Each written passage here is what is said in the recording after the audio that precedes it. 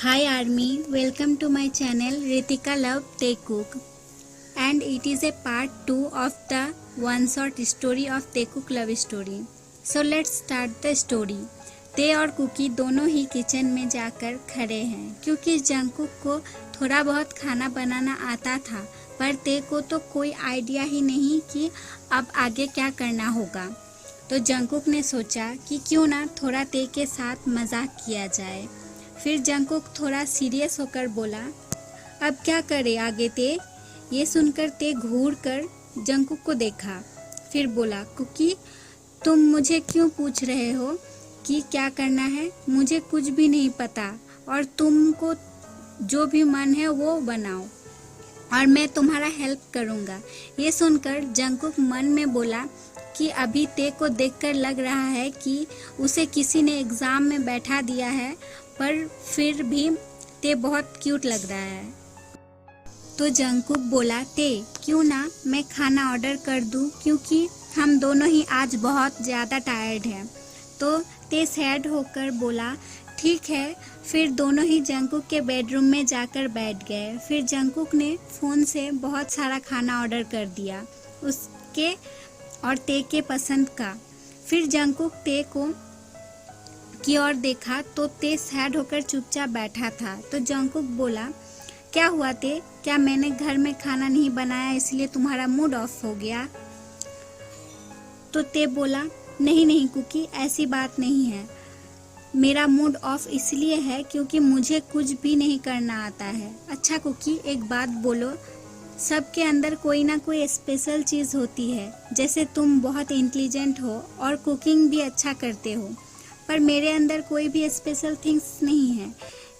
ये सब सुनकर जंकुक जाकर ते के पास बैठ गया और ते को अपने सामने के ओर घुमाया और बोला, अगर मैं कहूँ कि तुम इस दुनिया के सबसे स्पेशल ह्यूमन हो तो?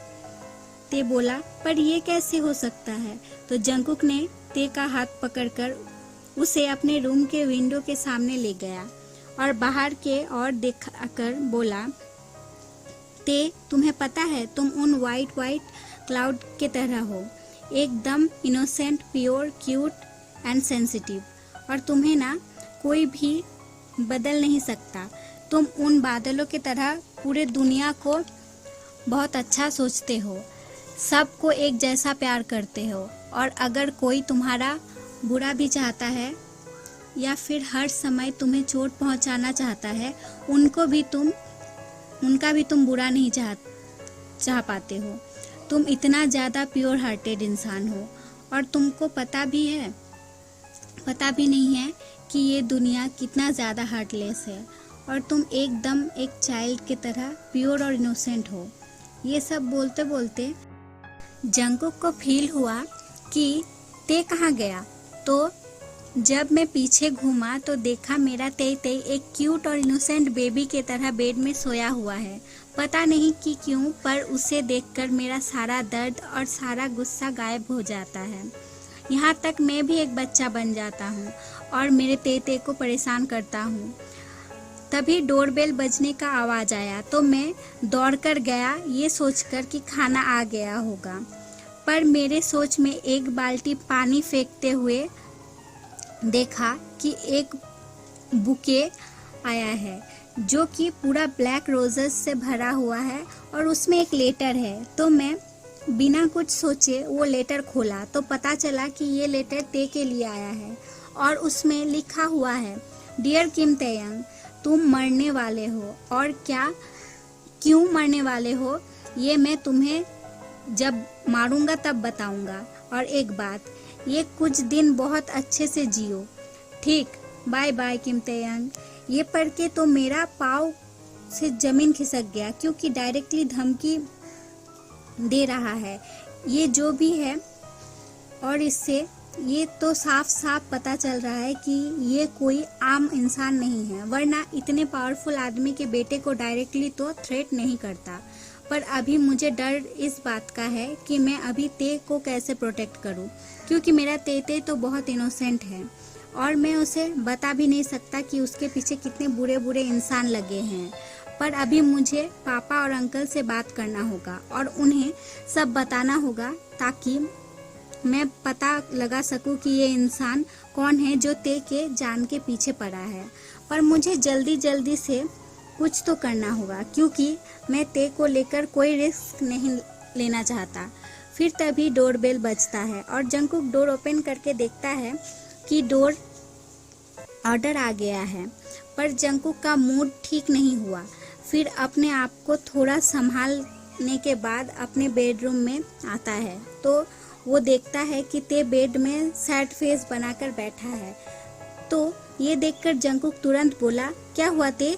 तो ते बोला, तुम मुझे अकेला छोड़कर कहाँ चले गए थे?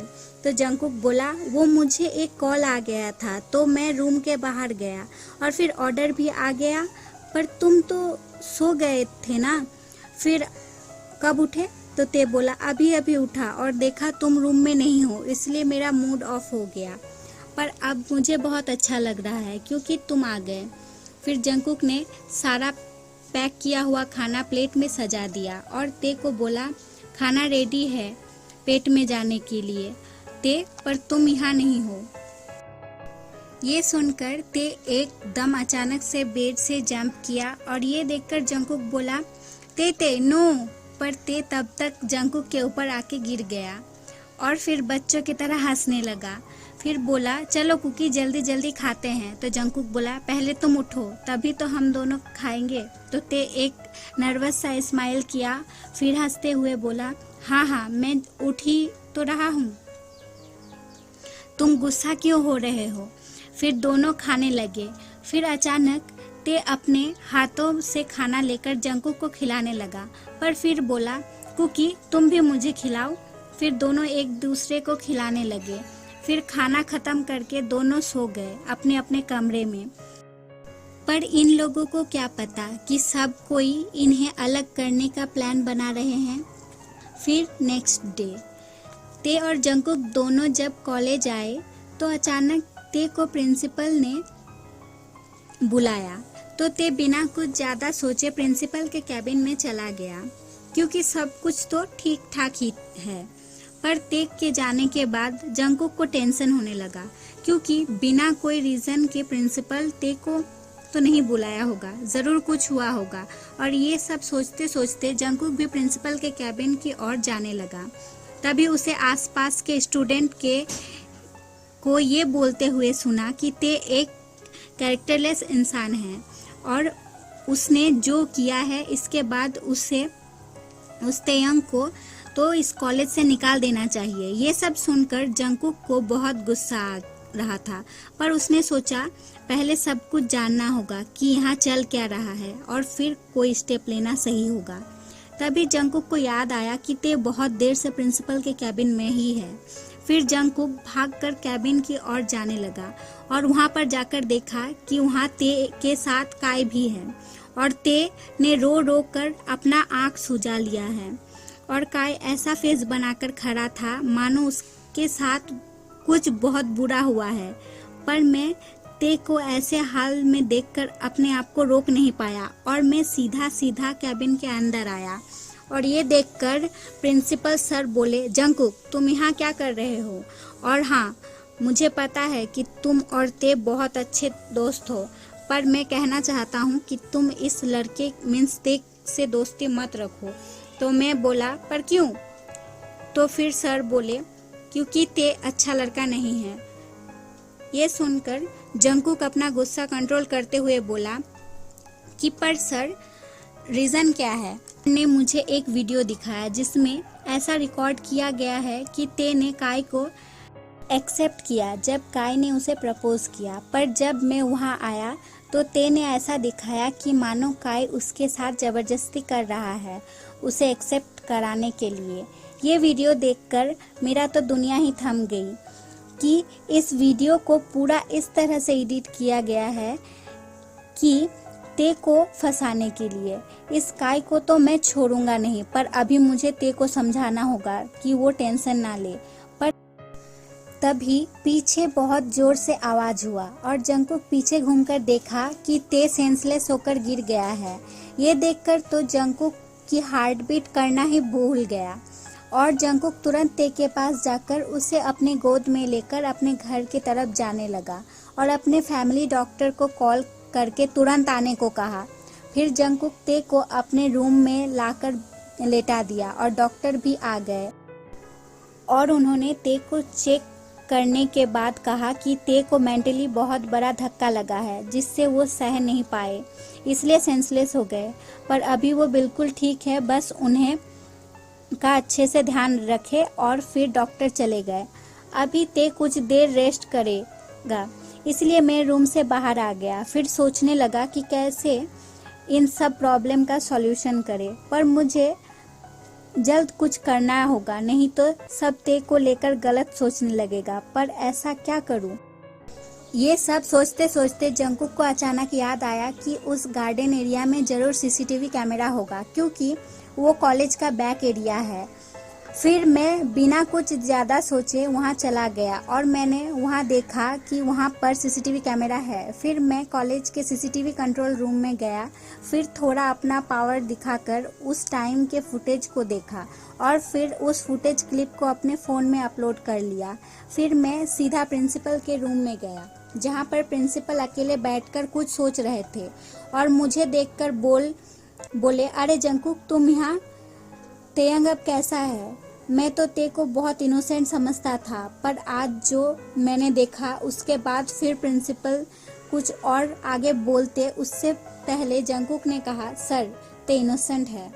और फिर अपना फ़ोन निकालकर वो क्लिप दिखाया और उस दिन जो भी हुआ था सब कुछ सर को बोला। और सब सुनकर प्रिंसिपल तो अपने सर पर हाथ रखकर बैठ गया और बोलने लगे, मैंने आज एक इनोसेंट को इतना बुरा भला कहा और उस काय को तो उसके लिए सज़ा ज़रूर मिलेगा। फिर जंगकुक बोला, सर, मैं आपको सब सच दिखा दिया हूँ, अब आप सब ठीक कर दीजिए और उस काय को उसके काम के लिए मैं भी नहीं छोड़ने वाला हूँ। पर अभी ते का हेल्थ ठीक नहीं है, मुझे अभी ते के पास जाना होगा। तो प्रिंसिपल सर बोले, हाँ जंगकुक, अभी तुम जाओ, इधर मैं सब संभाल लूँगा। फिर जंगकुक घर आने के लिए निकल गया और 15 मिनट के बाद जंगकुक सीधा अपने बेडरूम आ गया तो देखा ते अभी भी सोया हुआ है। और ये देखकर जंगकुक ने एक सुकून की सांस ली और फिर ते के करीब आकर बैठ गया और ते के फोरहेड में एक किस किया और बोला, मेरे रहते तुम्हें कोई हाथ नहीं लगा पाएगा ते, तुम जल्दी से उठ जाओ ताकि मैं तुम्हें ये बोल पाऊँ कि सब ठीक हो गया है, सब को सच पता चल गया है, इन सब में तुम्हारा कोई गलती नहीं है। तभी ते थोड़ा मूव किया और ये देखकर जंगकुक ने प्यार से कहा, ते, और ते अपना आँख खोलकर अपने दोनों हाथों से अपना फेस रब करने लगा और फिर अचानक उठकर मुझे टाइटली हग करके जोर जोर से रोने लगा और बोलने लगा, मैंने कुछ नहीं किया है कुकी, ट्रस्ट मी, मैं तो कभी भी ये सब कर ही नहीं सकता। और टाइटली हग कर लिया और बोला, ते, तुम्हें मुझे कुछ भी बोलने की ज़रूरत नहीं है और मैं तुम्हें तुमसे भी ज़्यादा जानता हूँ, so relax, okay. Then Jungkook बोला, पता है ते, प्रिंसिपल सर को सच पता चल गया है, तुम इनोसेंट हो। और उन्होंने कहा कि उस काय को मैं देख लूँगा। ये सुनकर ते सिसकियाँ लेते हुए बोला, पर ये सब कैसे हुआ कुकी, क्या फिर से तुमने सब कुछ ठीक कर दिया? तो जंगकुक बोला, हाँ ते, मैंने सब कुछ ठीक कर दिया। फिर हक तोड़कर ते को अपने गोद में बैठा लिया और ते के फेस को अपने दोनों हाथों से पकड़ लिया और बोला कि क्या ते इतना कमज़ोर है कि एक फालतू इंसान के कारण रो रहा है? तो ते बोला, नहीं कुकी, मैं भी स्ट्रांग हूँ। तो जंगकुक बोला, तब रोना बंद करो। तो ते एक बॉक्स से स्माइल करते हुए बोला, देखो कुकी, ते हंस रहा है। और ते की इतनी इनोसेंट बातें सुनकर जंगकुक के फेस में भी एक स्माइल आ गई। तो आर्मी, आज के लिए इतना ही, आगे की स्टोरी नेक्स्ट पार्ट में देखेंगे, ठीक है। और आर्मी प्लीज़ ज़्यादा से ज़्यादा सपोर्ट करें मुझे सब्सक्राइब करके, ठीक है। Bye bye army and take care. और बैकग्राउंड में अगर नॉइज़ हुआ है तो सॉरी, हाँ, क्योंकि यहाँ पे पासे में काम चल रहा है, इसीलिए ये सब नॉइज़ हो रहा है और इसमें मैं कुछ भी नहीं कर सकती, ठीक है। Bye bye army and take care.